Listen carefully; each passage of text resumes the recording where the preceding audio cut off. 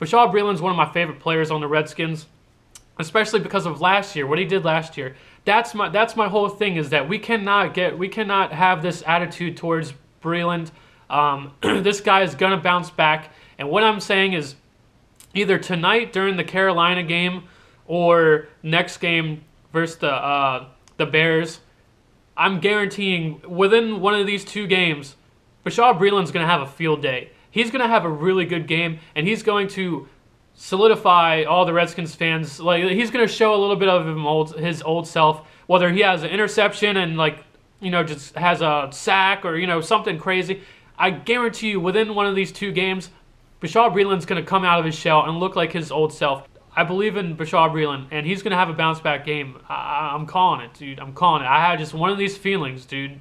Hey, yo, what is up, everybody? It's B. Middleton. Welcome back to the channel. I'm your host here on the Redskins review. And first things first, you guys, this week, your winning Powerball numbers are going to be 7, 24, 9, 17, 8, and 32. I mean, come on, guys. Did I not just call that? Did I not just call that Bashaud Breeland was going to have a comeback game?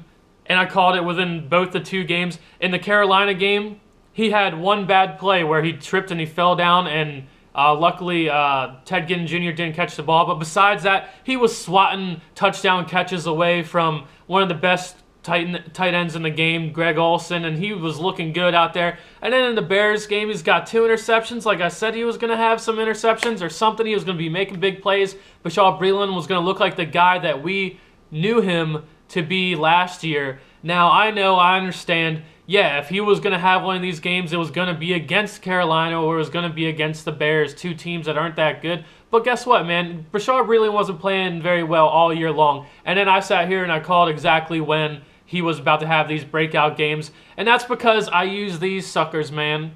Use your eyeballs sometimes. Use your eyeballs. If you just watch his play, if you watch the entire team's play, sometimes you can do that. I knew Bashaud Breeland was right there. He was about to break through whatever wall he's been stuck behind or whatever, man. But you guys, Merry Christmas. Sorry I haven't put this video out here sooner. I know you guys have been, you know, on the channel asking me when the Bears video is going to be up and everything. I've been having some stuff I had to do. But thanks for sticking with it, and I'm always going to make a video. You guys know that. Merry Christmas. Hope you guys had a good holiday. One of the greatest things about Christmas is either you get to give people stuff, and also you do get to receive. And I got some awesome new Redskins gear, you know, new shirt, the new hat with the Maryland Redskins logo on it. Gotta love Christmas, man. New hats, new Redskins stuff. Come on. One of the best holidays. So, you guys, there's a new segment on the channel. Last week, I made a video called, what is it? Joe Barry in a Nutshell. You guys, I've decided to continue this video. Joe Barry in a Nutshell is now a new segment on the channel. Since we have not moved past Joe Barry, and, you know, it looks like I've even seen some reports that he will be gone at the end of the season. Don't know how true they are or whatever, but I would have to imagine that he is going to be gone. And I understand, you know, the team doesn't want to, they don't want to kick somebody out during the season. We got like a couple games left if we go to the playoffs. So, you know, they don't want to screw it. They don't want to get rid of him, even though I think we should get rid of him now. But the new segment on the channel is Joe Barry in a Nutshell. And yes, just because we had 5 interceptions in one game and we had a really good game, I still want Joe Barry gone. You should still want Joe Barry gone. This guy has still done nothing to show me that he has learned and evolved. So let's go now into the segment, which we might have every single week until Joe Barry is gone. Joe Barry in a Nutshell. Here you go.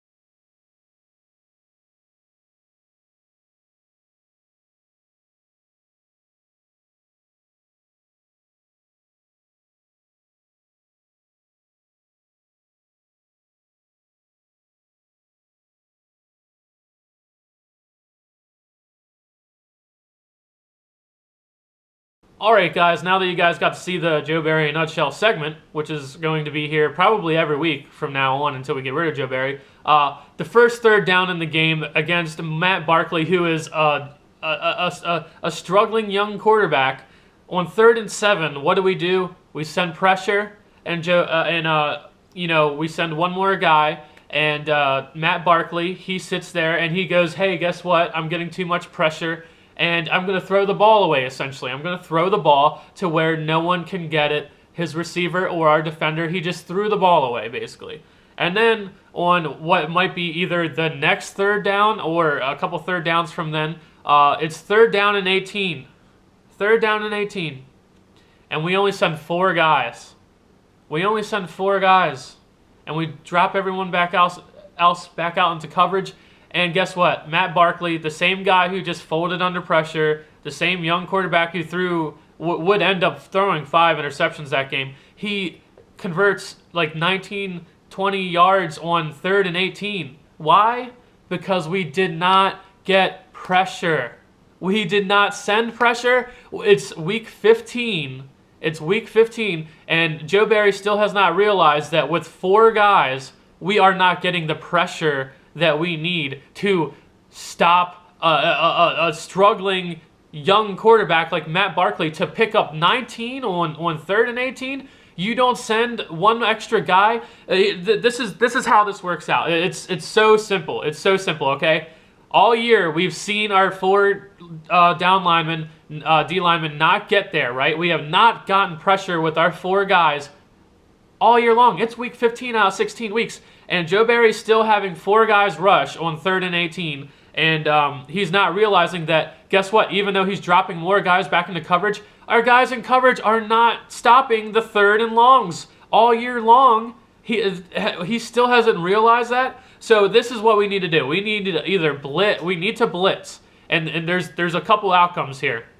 If we blitz and we send 1 or 2 extra guys, guess what? Matt Barkley is either going to get so much pressure that he throws the ball away like he did on the first 3rd down, or what is he going to do? He's going to throw the ball into the ground, or he could get pressure and throw the ball up in the air because it's 3rd and 18. If he wants to convert 18, what is he going to do? And when he sees the pressure coming, either he's going to throw the ball short, he's going to check it down to somebody who's probably then not going to pick up 18 yards after that.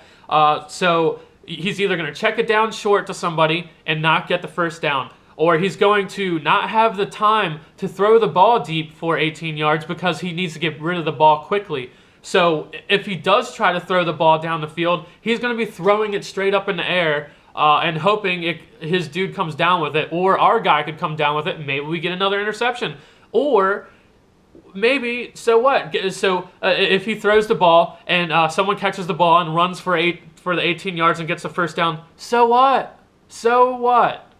We've sat here all year long and watched 4 D linemen not get pressure on the quarterback, and all the quarterbacks convert 3rd and long. So why not try something different? Try something different. And guess what? Even if we try to blitz and they still pick up the 3rd and long, oh well, dude, at least we tried something different. We're giving it up already. Why not do something different? I don't understand what we're sitting here and keep thinking, oh, it's going to work this time. It's going to work this time. Oh, we'll drop our guys in the coverage and not get any pressure on the quarterback, and it'll work this time. It's not going to work. It's week 15 out of 16. We understand it's not going to work, Joe Barry. So we need some pressure, dude.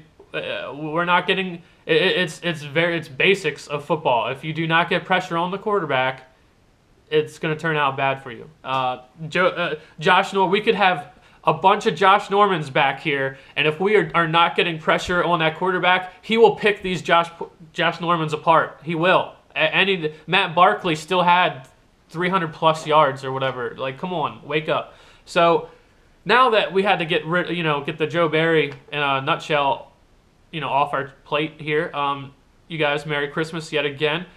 We got a really good game for the Redskins, especially defensively. 5 interceptions. Kirk Cousins ran in 2 touchdowns.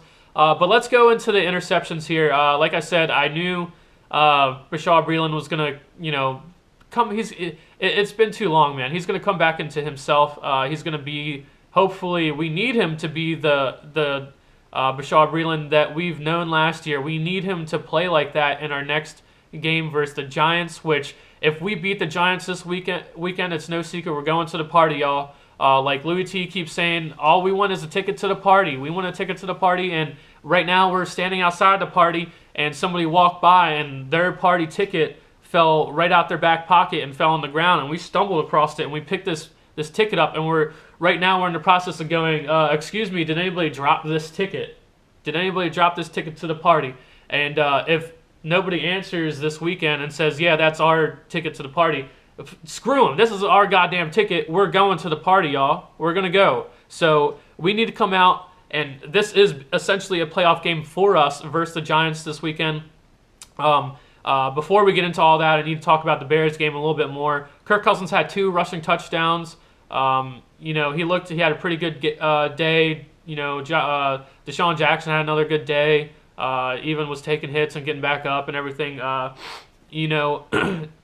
interceptions, Josh Norman had 2, Bashaw Breeland had 2, and Will Blackman had 1, which was really funny because he said when he saw the ball sailing to him and he knew he was about to intercept it, he heard Frank Sinatra music playing in the back of his head or whatever. That's kind of funny. I like stuff like that. Will Blackman.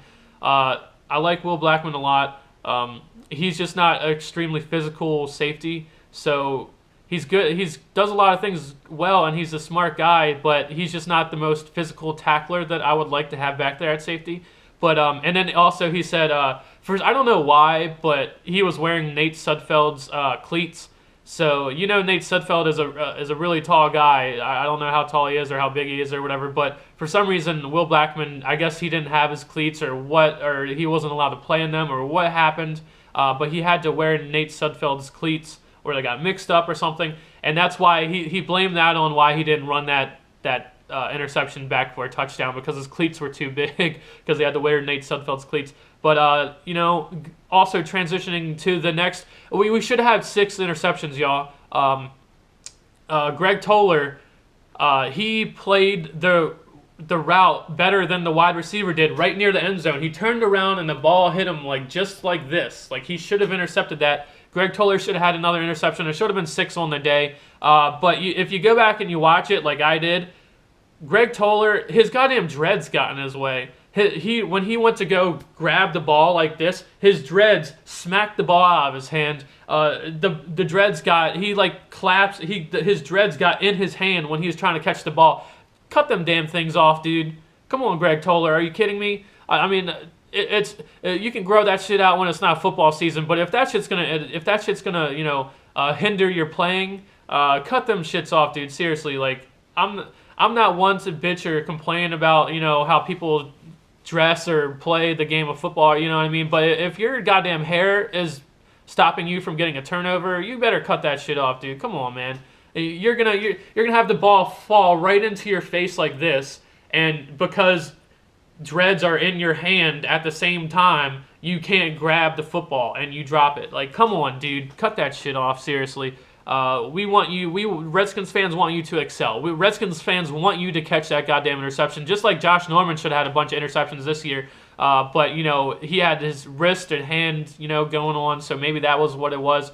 But now, Greg Toller, you can't afford to play bad, and you can't afford to not catch interceptions that were thrown directly to you. And it was in red zone. Come on, wake up. You guys, another thing I need to hit on, this is going to be kind of a shorter video, but something I want to hit on is, there's people that don't want us to go to the playoffs, and that's stupid as fuck. I don't know why you want the Redskins to not go to the playoffs. And also another thing is, already, this is the Redskins' first back-to-back winning season since like 95 and 96, or is it 96 and 97? I'll have to double-check that. It's been 19, 20 years since we've had back-to-back winning seasons, and we've already done that. This team is going in the right direction. But what I'm sitting here looking at is last year when Kirk Cousins' first starting season, you sat there and you went, damn, Kirk Cousins is the real deal. This guy is playing really well. He shows progression. He shows that he could be a guy of the future for us. But, damn, only if he had a running game, dude. Only if Kirk Cousins had a running game to complement his arm, because last year what happened was we didn't have any running game, so Kirk Cousins had to throw the ball too much and put the team on his back too much. And what happened? He threw interceptions and stuff at the worst times and stuff. But that we sat there and last year and we were like, damn, only if Kirk had a running game and then the play action would come together and, damn, that would be awesome. And then this year it's just kind of like we got that running game somewhat. So we're like, damn, hell yeah, Kirk Cousins looks good. Our running game is coming together. Damn, only if Kirk Cousins had a defense, y'all. Only if Kirk Cousins had a defense and the offense was the same, we'd be going to the Super Bowl. No, there's no ifs, ands, and buts about it. If the Redskins had not even a good defense, if we just had a mediocre, middle-of-the-pack defense, a defense that might win you 2-3 games out of 16-game season, we would be going to the goddamn Super Bowl. We would. I mean, come on, just think about it. We got like the second-best offense in the NFL. We moved the goddamn ball. Sure, we have some troubles in the red zone this year, but we can figure that out. And if we just had a defense that was middle of the pack, I'm not talking with a top 10 defense. I'm talking a 15 defense, 16th defense, even cutting down a little bit further to like 20th in the NFL defense. We're sitting at like 30 right now, 30, 31, probably maybe even 32. Who goddamn knows? We're sitting all the way at the bottom right now. If we had a decent to mediocre defense, we would be going somewhere in a hurry. Just like some people who say, oh, we shouldn't pay Kirk Cousins. We shouldn't pay him his money that he earned and deserves. We should let Kirk Cousins walk. If we let Kirk Cousins walk next year, you know what's going to happen? The Denver Broncos are going to pay him whatever goddamn money he wants, and the Denver Broncos are going to go win the Super Bowl next year for a goddamn 100% sure, I'm sure. If Kirk Cousins was on the Denver Broncos right now and he had that defense, and he would make things work, dude, they would be going to the Super Bowl. There's not a doubt in my mind. If Kirk Cousins didn't accept what we're offering him and we didn't tag him this year and he goes to the Denver Broncos next year, they're winning the Super Bowl. There's no fucking doubts about it, dude. If the Denver Broncos with that defense had a quarterback like that, dude, there's no stopping them. There's still some of those people out there. It's crazy. It blows my mind that some people don't want to pay this man. But I kind of came into this because I wanted to bring this fact up. We have a lot of guys on our defense, the Will Blackmans of the world, the Will Compton, even Mason Foster, who else? Duke Hinacho. We have some of these guys who deserve to be on this football team. Ziggy Hood. There's some of these guys who deserve to be on this football team, and I hope we keep these guys around. But they're just not starters. They're not guys that we should be putting out on the field starting, playing majority of the snaps each week.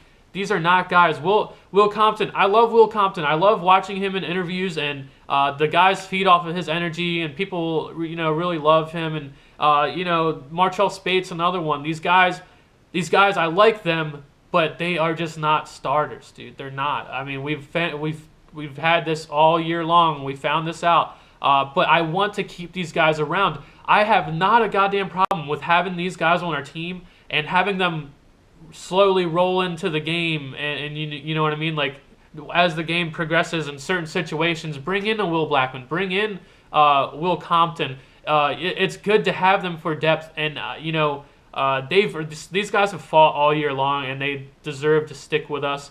As long as we don't have to pay any of these guys a lot of money. I hope they do stick with us, and hopefully we draft their replacements, or what hopefully will be their replacements in the draft, or we get them in free agency or whatnot.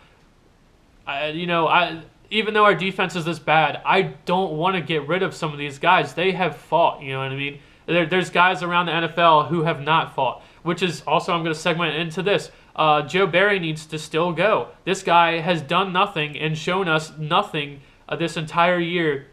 And like Louis T said, the Bears defensive coordinator, the Bears had a pretty good defense, but the entire Bears team was decimated with injuries. They've had so many injuries, and look at the defense out there, dude. Their defense still tries. They still fly to the ball. Their defense is what's keeping their team together right now. And even though, like I said before, we went into the Bears game, I've been watching the scores of the games that the Bears have been playing, and the Bears have been sticking around and fighting the whole time. I knew not to take them lightly, just like we shouldn't have taken the Panthers lightly. I knew the Bears fight, dude, and the Bears have a defense that is just killed with injuries, and their defense is playing at a higher level than ours for sure, and they have less guys to do it with, and their defensive coordinator is getting more out of their guys. He's doing more and achieving more with less than we have, and Joe Barry still needs to go. There's no doubt about it.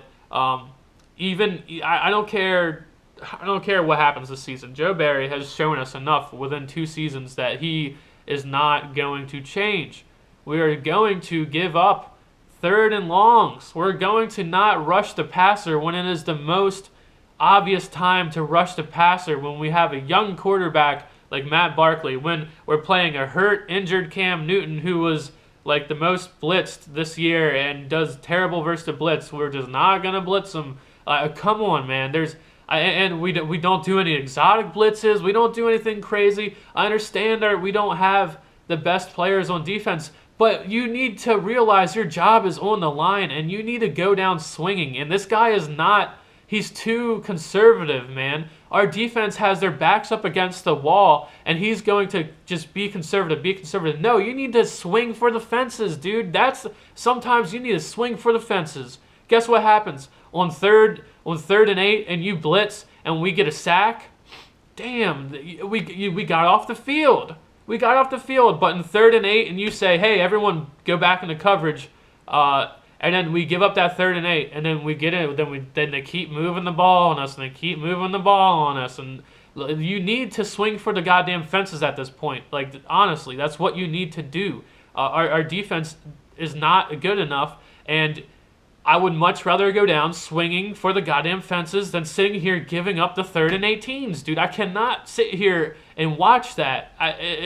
This is one of the worst defenses, and you're not doing a goddamn thing to change it. So, you guys, Giants game. We need it, dude. We need this badly. I think we can win. I honestly think we can win. We beat the Giants already at their crib earlier in the season. Their team has been coming around. I think they have some players that might not play. Janoris Jenkins is hurt. He might not play. They might want to rest him since you guys, the Giants aren't going to come into FedEx Field and want to rest their starters. I think most of their starters are going to play. The only way that they would take out, I think, their starters is if they get a big lead on us at halftime, and then they take their guys out. I don't see that happening because they just lost to the Eagles, and the Eagles aren't going nowhere. They just lost to the Eagles. I think they have a bad taste in their mouth. I think they're going to want to come out and show that that's not the Giants that are going to go into the playoffs. But hopefully they come out and realize, hey, the Redskins are about to be going to the playoffs, and guess what? You're just lost to them too. You just got swept by the Redskins. Hopefully that's what they're going to have in their mind at halftime. Hopefully at halftime in this game, they're sitting there resting their starters because they're like, fuck, we just got, it's 21-0 at halftime. Our starters, we don't want Eli Manning or someone to get hurt late in the fourth quarter. We don't want any of our stars to go down. Odell Beckham Jr. We don't want these guys to get hurt when we do have to go to the party and play. Hopefully we just sit them down real quick and make them realize, hey, we want this more than them. They already got their ticket. We want that goddamn ticket. And hopefully we show them that real quick and we get to a quick start. And I think we can beat them, man. We already did beat them earlier in the season at their crib, which, we don't really do that well at normally. I think we need to make some changes, though, man.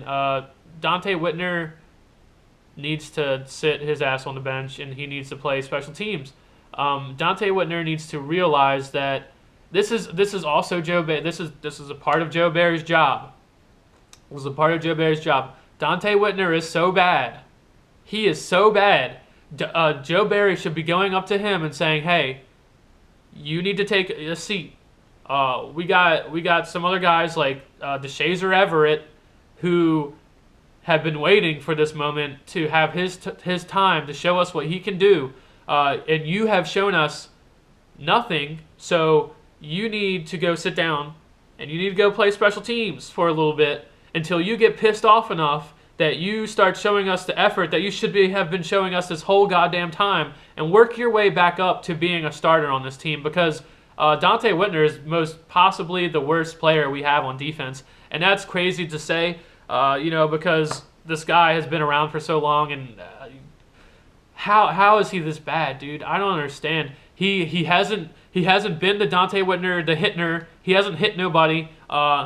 He did cause like a fumble. I can think of like one time where he caused a fumble or something because he hit somebody. But besides that, like, he hasn't done shit all year. He hasn't had any interceptions. There's like times I can remember if he would have just turned around and looked, the ball's gonna hit him in the face, and the ball hits him in the back, or the ball goes right over. Like, he's had plays to make over and over and over again, and he has made 0 plays.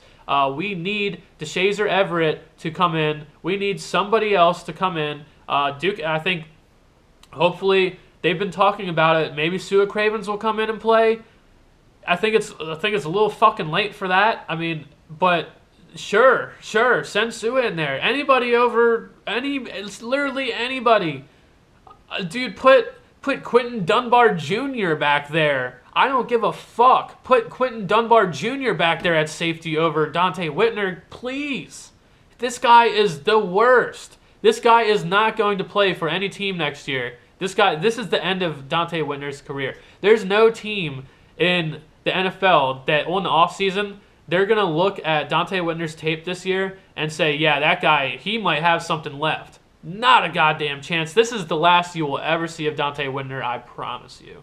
It has been that bad. We need somebody to step up. And this is where I'm going to have to say it again. I miss Kyshawn Jarrett, dude. I wish if we had Kyshawn Jarrett still, oh my God, our defense would have been so much better this year. All right, man. Well, I have a few more notes I gotta say before I end this, but Chris Thompson had 2 touchdowns in this game. Love Chris Thompson. I've always been a huge Chris Thompson fan. I've seen the potential that Chris Thompson had ever since we ever drafted him. Love Chris Thompson. I've never said a bad word about him. We need to keep him. The only downfall for Chris Thompson is his health. If he can stay healthy, he is the man. I've been saying this for a long time. And I've been saying it about Mac Brown. For some reason, if Rob Kelly isn't up to par and he's not playing well and he's hurt or something, I like Mac Brown. I've said it since we've had him on our team. Last preseason, I'm pretty sure is the first time we ever seen Mac Brown. Last preseason. And during that preseason, he blew shit up. He's a good running back. And we all sat here, not everybody, but I did and a few other people sat here and said, Mac Brown is the shit. He should get some touches and starts. And, I want to see him. I want to see more Mac Brown last year. Been saying it. Look what happened when we put him in the game this game. He ran like an 80-yard touchdown or something, and some of the commentators are like, oh, maybe we should have taken a knee. Bullshit, dude. This is his first NFL career touchdown. Let him get it. It's the game's over, man. Don't feel sorry for the Bears. There's other teams that aren't going to feel sorry for us. The Giants aren't going to feel sorry for us if we lose tomorrow. So I like Mac Brown. I've been saying it. If you guys have been on the channel, been saying it. It's just we have the ability to let people step up, and I feel like we're not letting these guys step up and perform the way that they should. I mean, how long did we go with fumbling goddamn Matt Jones, but we couldn't put Mac Brown in to see what he had until the 15th game out of the year? Come on, man. We all seen it. We all seen the tape. Last preseason, this preseason, Mac Brown tore shit up.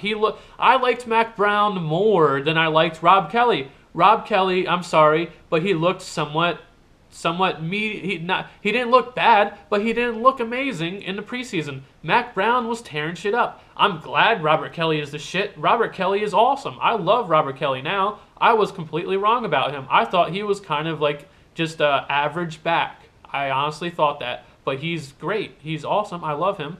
But Mac Brown is just spewing talent over here. This guy is just a workhorse, just like, give me the goddamn ball and I'm gonna bounce it to the outside. I'm fast as shit. Even for a little guy, I can take hits. This guy wants the ball. Give him the ball. Give him the ball. Another thing I gotta say, you guys,